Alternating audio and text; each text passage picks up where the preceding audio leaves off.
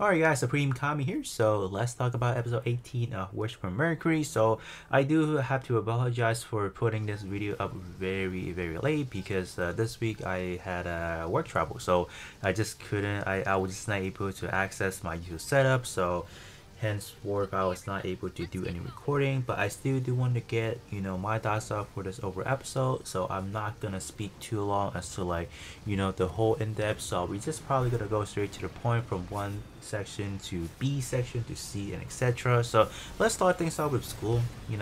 I think the throughout the over episode, like any other episode we have seen so far, just overload with so much information to kind of dissect into. So right at the bat, the professor or the teacher was talking about the permit link. So it's stated it's like a mineral or some sort of substance that has the ability to communicate or transfer data and whatnot. I was like, damn, man, we we are into those really, how would I say it, just knowing like the very initial beginning of what the heck is a permit link, because we know what the permit link does to the human. It's embedded into a mobile suit, and if you activate into a higher permit level, you die, so we know that part, but we didn't really know, at least for me, I personally didn't really know too much of like the very beginning compound that. So that was cool. That was cool information. And leaving off from what happened in episode 17, so pretty much all the students from the Herb's house was very concerned, or were very concerned about Saletta, because she's not really showing any sign of sadness. She's not, I guess, in a way, just how we are as a human being. We just haven't hit that state where we feel really upset to the point we start crying on all that. So it will take time, but for the students to be concerned, that's obviously really good. But for Saletta herself, she's still meeting her goals and whatnot. But I think eventually she will get to that breaking point where I think it will happen, because I just don't think it's natural, right? Because if that drastic change happened to us or you guys will definitely take some time before getting everything processed, and then I'm like, oh crap, it's hitting me finally. But um other than that, they're concerned, so they are planning a trip to go see Mione, just kind of questioning her what's going on. Why were you doing all this thing to kind of hurt Saletta? So they're planning that. So we do, before we get to that, we do have a scene where Mione, or not Mione, Saletta did attend to Mione's garden once again, just doing her due diligence, trying to take care of it. And then we do have the Choo-Choo just kind of with her, just kind of sitting there, kind of contemplating why. And then we do have the goons from the Jaturk house. We have Lauda, and then his little gang with him. So we do have this one. Like in this scene, I have a thoughts. Since everyone at the school, consider them being teenagers, so roughly about, I don't know, like 14 to 18 or somewhere around there. It's just fascinating, how every, this series, Wish of Mercury, we have some of your other Gundam series. It's just very profound that, these kids are being brainwashed in their own respective ideology, just calling people out like, oh, I hate Earthian, oh, I hate, space and whatnot. It's just kind of crazy how information are very much embedded into them. Like, I don't know, something about that scene kind of sparked that idea into me. Like, I don't know how they just, they see things and they believe it, and such. So I don't know. I just feel like all the Gundam universe, characters are very much easily manipulated by, media, what's showing. So I think it's a very good reflection of, just us in the actual real world, the real reality, where we are easily manipulated into believing things that are, true, but maybe they're not. So I don't know. I just want to kind of expand on that, just a little bit, but I don't want to, spend too much on that. But so Lauda does not want to fight Choo Choo because she did save his life during the open campus, and then we even do see one of the girls kind of thanking her, or thanking Choo Choo for that. So that was, yeah, that was kind of cool for sure, for sure. And we have before we hop over to any other scene, we have Martin. So our boy, the president of the Herb's house, made a confession. So apparently he was the one that snitched on Nika, just because he, in the name of protecting everyone, he said that. So that was kind of like okay, like why would you be doing that? You know what I mean? Like I know you're the president, but like jeez, man.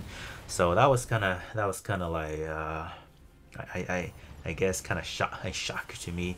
And you know what's a shocker? Cecilia was actually listening to the whole thing on the other side of the wall. So I was like, brother, what are you doing? That was cool. And now we are back talking about the jumping on.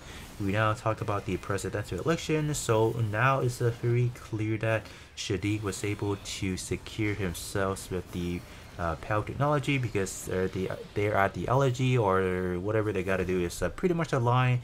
They have a common goal. They want to win and whatnot. So in this episode, we do see a lot of collaboration between Grill, Mione, and then Prospera. So those are kind of like your trio on one team.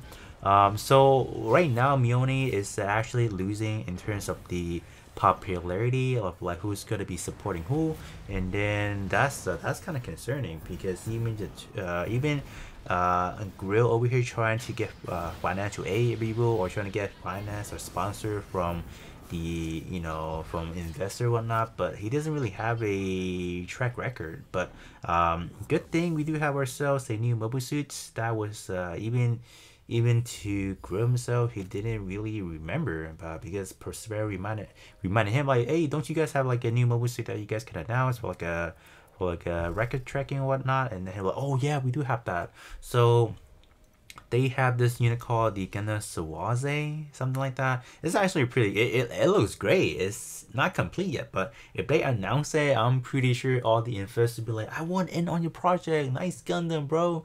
Let me get into that." So, I think in the next few episodes that should be complete, and then that should be up and running. So that should be very exciting. And then Prospera did tell Mione and Grill that, oh, I got a meeting with the Grassley help because Shadiq is trying to recruit her. And I love this scene the most from this episode because we have the two mastermind of the Wish of Mercury.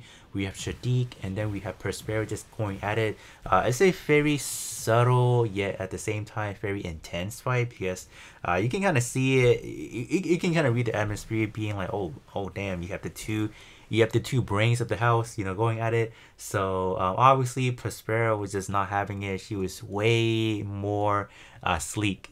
She was not gonna fall for what Shanique has been planning and whatnot. So that was kind of cool. But at the end of the day, right now Mione is still really really far behind in terms of the overall votes or the support she's getting, and with what's going on Earth with the Spatian, all that shenanigans. They are planning to go down to Earth to see if they are able to secure some votes and whatnot. So that's pretty much it in terms of covering the presidential election. So up next we have Ellen Kellis. So he told Nika and he told Noah that he is a what is it? A enhanced person. So he's just telling them, I'm not the actual Ellen, the real Ellen. He's just more or less like a clone, not a clone, an enhanced human being that is meant to pilot the Parak. So the real one, the one that has the highest score possible. So that one is like the real one. So it's kind of quite interesting that we do have different layers of a same person, but at the same time you have different clones to overtake that, but obviously those clones will die, where the real one will not die. In terms of Soleda's case, we'll talk about in a bit. She's different because obviously we do have the Aerie controlling all the data storms, so that's why Soleda doesn't have it. While in terms of this case, Alan Kellis, we do have different bodies taking care of just piloting the Parak. So if one dies, it doesn't really matter because the real one never actually dies. So in terms of the real Alan, he is yet to kind of like, I guess, be in the mainstream yet, I guess, in a way. So we definitely have to see what he's doing. I guess he is technically like the head of the PAL company, or the PAL technology, but we really haven't seen too much of him. So I think in the next few episodes we we should get a more screenshot of him. So that's pretty much it. So you know, they're just talking about that. It wasn't like a really big scene, but it is cool that, you know, this enhanced person Ellen is, you know, willing to tell him about that. All right, now we have the finale, best of last. So we have you know how the herb house people with, you know, Salida was trying to go find Mione, and then we have Salida, I guess, running to you know, they were at the kind of like the docking station or the docking unit where the spacecraft will land and arrive or not. And so we do have this scene where Salida meets Ariel once again, and then she just go for a ride, and we have Ari trying to talk to her. She just kind of telling her that you know, she like Salida fulfilled her role. She was pretty much like a DNA replica of the original Ari, right?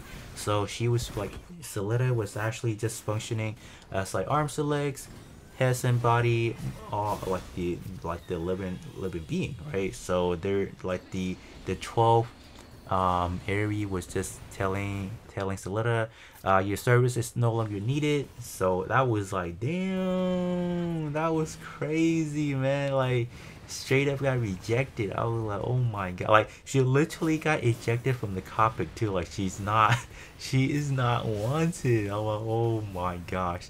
Like the very thing that Salida cares and treasures the most just kicked her out. I was like, no way, that's what the heck. So because Ari explained that since I am now able to reach the permit score 8, I no longer need like a vessel. I no longer need like a person to control it. I can, you know, self control it at my own will. So that's pretty much why.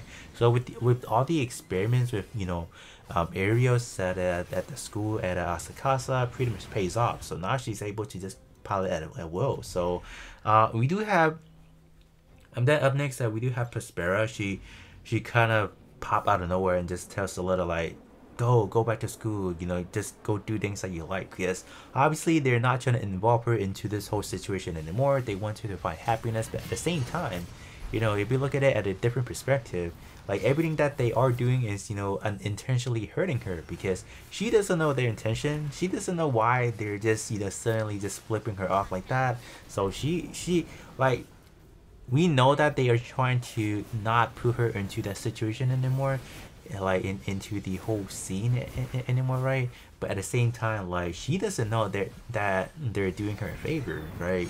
So that kind of hurts, man. And then we do have a scene where Prospera just hop back into Arios, and then Salida or Ari and, you know, Prospera just saying, yeah, you know, we just want her to be free. We want her to do her own thing. So and that's pretty much where we left off at. You know, that was a very intense episode. You know, it's just pretty heartbreaking overall. But other than that, stay tuned for episode 19 because things may take another turn of an event that we might never expect. But other than that, that's pretty much it for me, and I will be catching you all on the next one.